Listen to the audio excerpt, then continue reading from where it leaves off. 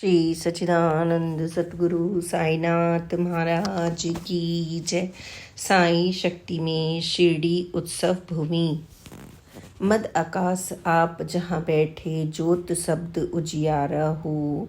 सेत स्वरूप राग जह फूले, साई करत बिहारा हो।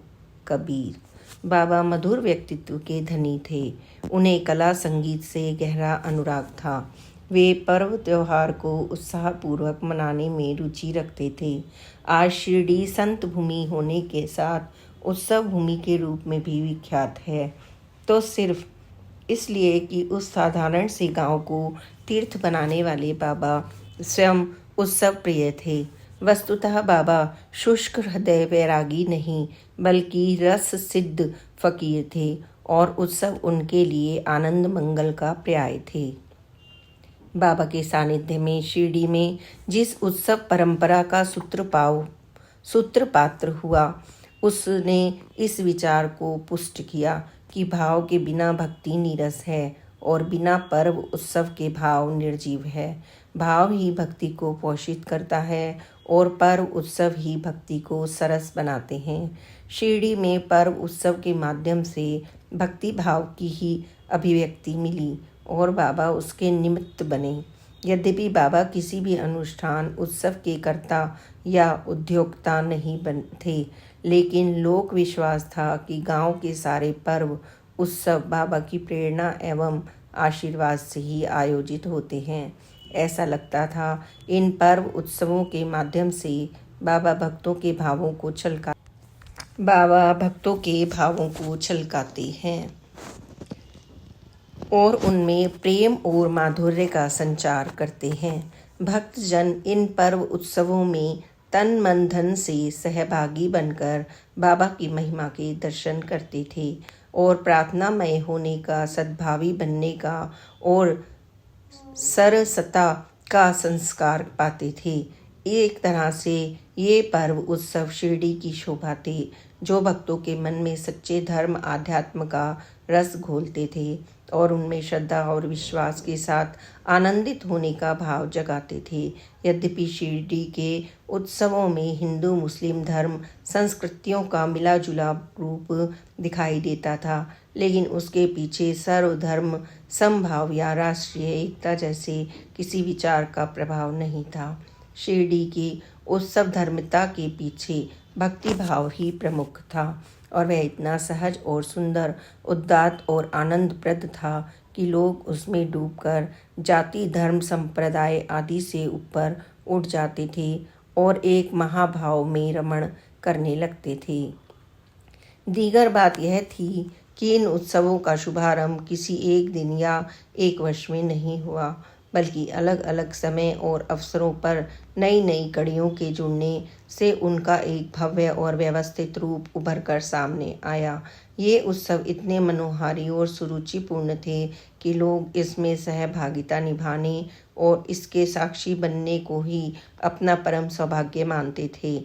यही कारण था कि बहुत कम समय में ही शिरडी के इन उत्सवों में अपनी विशिष्ट पहचान बना ली थी और इनकी निर्मल शोभा हमेशा के लिए लोक मन में बस गई।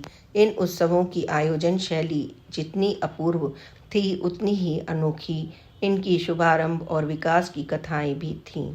वर्ष 1897 की बात है। बाबा के एक उत्साही और श्रद्धावान भक्त गोपाल जी राव गुंड शिरडी के समीपवर्ती कोपर गांव में अधीक्षक के पद पर कार्यरत थे।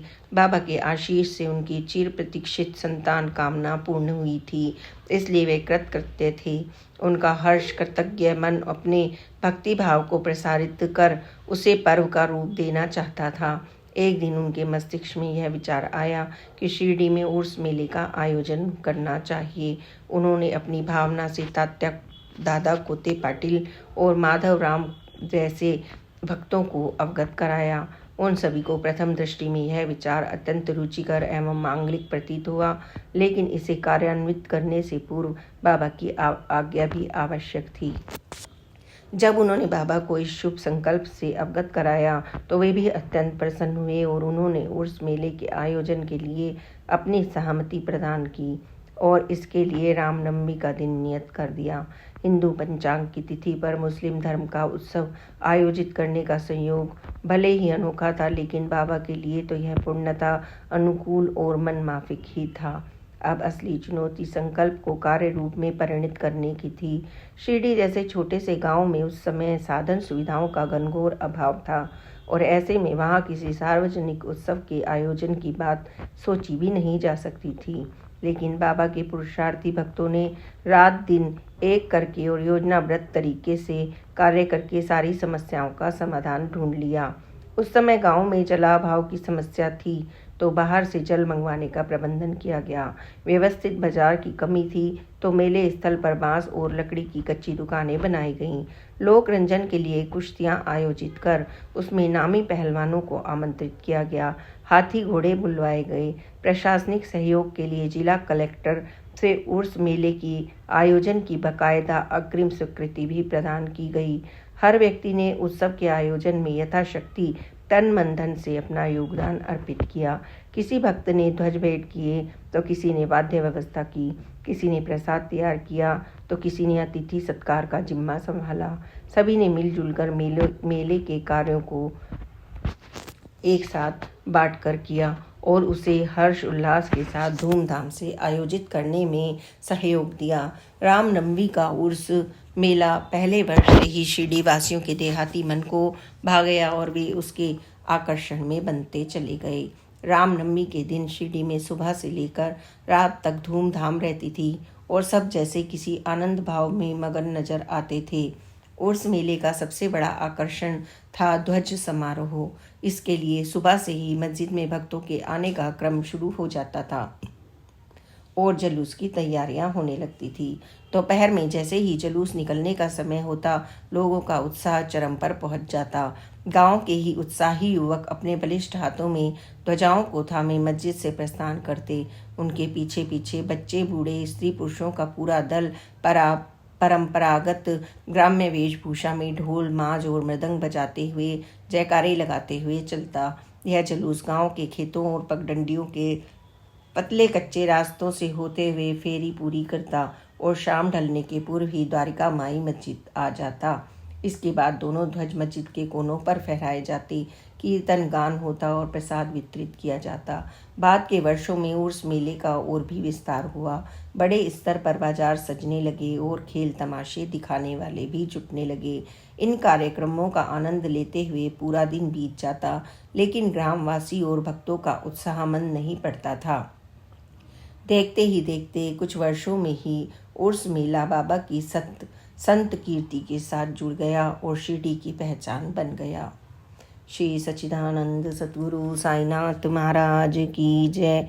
Please like, subscribe and share this channel. Om Sai Ram. जय साई राम। ओम साई राम।